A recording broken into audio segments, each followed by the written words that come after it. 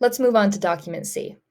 If I scroll down, I see that this source is an infographic, so it's going to use charts and pictures to explain information.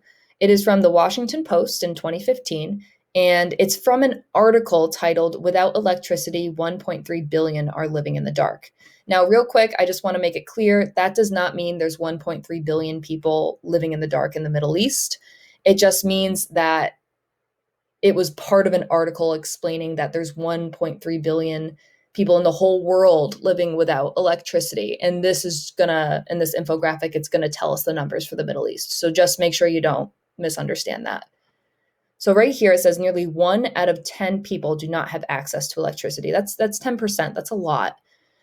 And it says 17.7 million people out of 214.8 million people do not have electricity. So total, there's 17.7 million people in the Middle East who did not have electricity in 2015.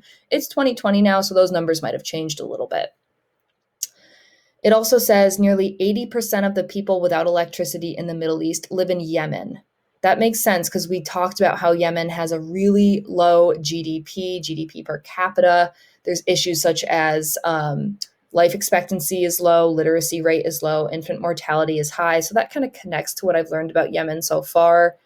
It's one of the poorest countries in the Arab world. That's another way to call the Middle East. Yemen often suffers from prolonged power outages. Now, over here, it's showing me, I think, little pie charts of how many people in each of these countries do not have electricity. So I noticed Iran only has like a tiny sliver of people without electricity. Same with Iraq. Syria, the sliver's a little bigger. Lebanon, Jordan, Kuwait, Bahrain, Qatar, and the UAE doesn't look like anyone was without energy there. Oman has a tiny sliver. Saudi Arabia has a tiny sliver of people who don't have electricity. But Yemen, it's over half. It's 56% of people in Yemen do not have access to electricity. It says that equals 13.8 million of Yemen's 24.9 million. That's a big amount of the population. So this is making me realize how much of an issue energy is in the Middle East. And I'm thinking about our question, can the Middle East use its natural resources to improve the lives of its people? Well, clearly, countries such as Yemen need some support in producing electricity and power.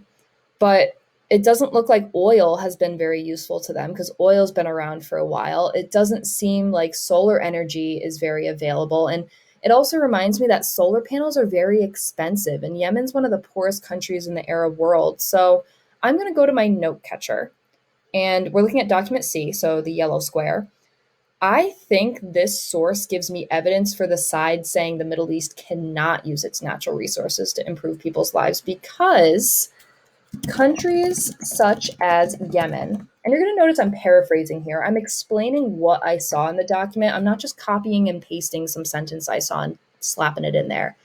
So, countries such as Yemen cannot always afford renewable energy sources such as solar power, which are very expensive. And we learned about solar power and how expensive it is back in our renewable energies lesson. So you might want to look on Google Classroom and remind yourself of that. But I had the evidence right here that Yemen was one of the poorest countries in the Arab world. So I'm using that and what I know to make this inference, which I'm going to use as evidence for this document.